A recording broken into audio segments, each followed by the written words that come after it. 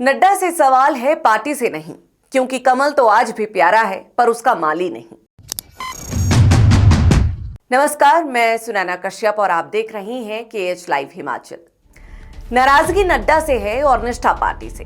भाजपा में अंदर खाते नहीं, अब खुलकर खींचतान उजागर हो रही है। पार्टी के भीतर नेतृत्व के निर्णयों और कार्यशैली को लेकर असंतोष बढ़ रहा है। पहले ज्वाला और अब परमार खुलकर अपनी नाराजगी सबके सामने रख रही हैं।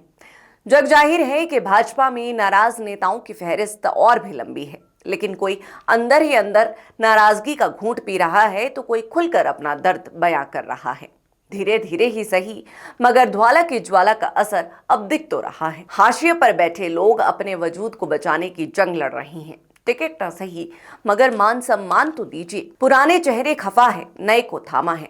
कभी तो हम भी ये सवाल उठाते हैं, सियासत में ये बदलाव क्यों लाया है? क्या हम अब वो नहीं जो कल हुआ करते थे? चलिए पहले आपको कृपाल परमार की ये फेसबुक पोस्ट दिखाते हैं।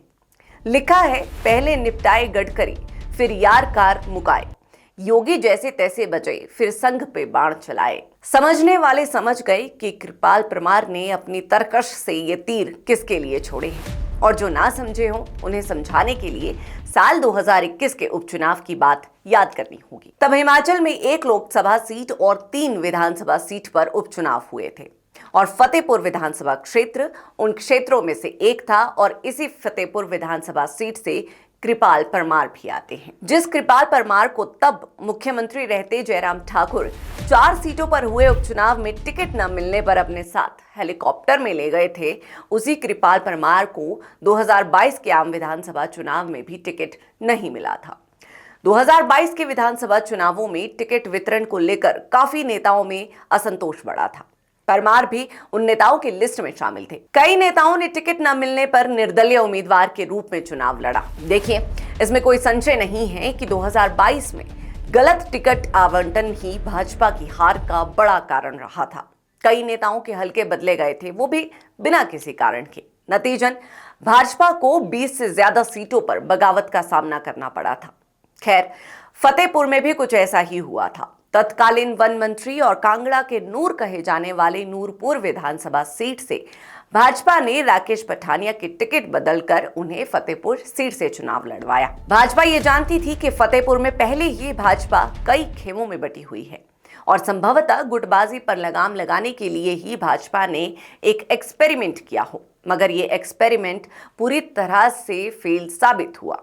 इस एक्सपेरिमेंट के साथ ही कई बड़े खुलासे भी हुए। परमार ने आरोप लगाया कि नड्डा ने प्रधानमंत्री नरेंद्र मोदी को टिकट वितरण के बारे में अंधेरे में रखा, जिससे उनके राजनीतिक करियर को नुकसान हुआ।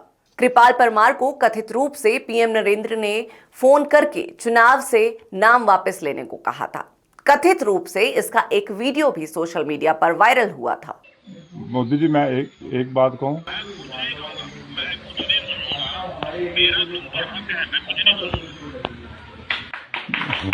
आके तो मेरा भी है, मेरी मेरा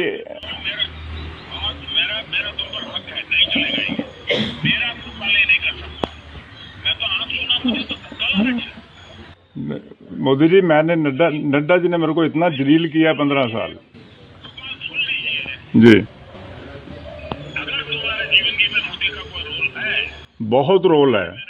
तो मैंने आज लोगों को फोन किया है जी, उनकी कीमत कम ना मत आना। नहीं कम नहीं है जी, मेरे लिए तो भगवान का आदेश है। अभी पूरा कर दो, मैं कुछ समझता नहीं, अभी तुम घोषित कर दो, बाकी जिम्मेवारी मेरी है। हालांकि प्रधानमंत्री नरेंद्र मोदी और पीएमओ ऑफिस की ओर से कभी भी आधिकारिक तौर पर नहीं कहा गया कि कृपाल सिंह को पीएम मोदी ने फोन किया था।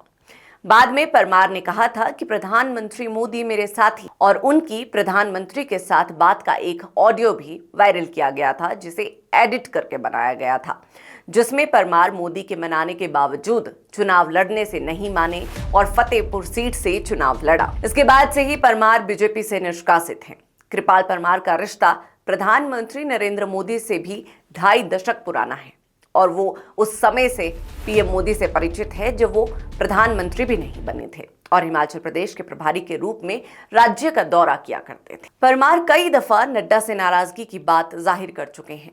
परमार बताते हैं कि जब हिमाचल यूनिवर्सिटी में कम्युनिस्टों का दबदबा हुआ करता था और मौत का भी डर रहता था, उन्होंने ऐसे वक्त में जेपी नड्डा का साथ दिया, मगर राष्ट्रीय अध्यक्ष बनते ही नड्डा दोस्ती भूल गए, जबकि नड्डा उनके क्लासमेट और दोस्त रहे हैं। परमार का आरोप है कि भाजपा के मौजूदा राष्ट्रीय अध्यक्ष जगत प्रकाश नड्डा उन्हें सालों तक जलील करते रहे।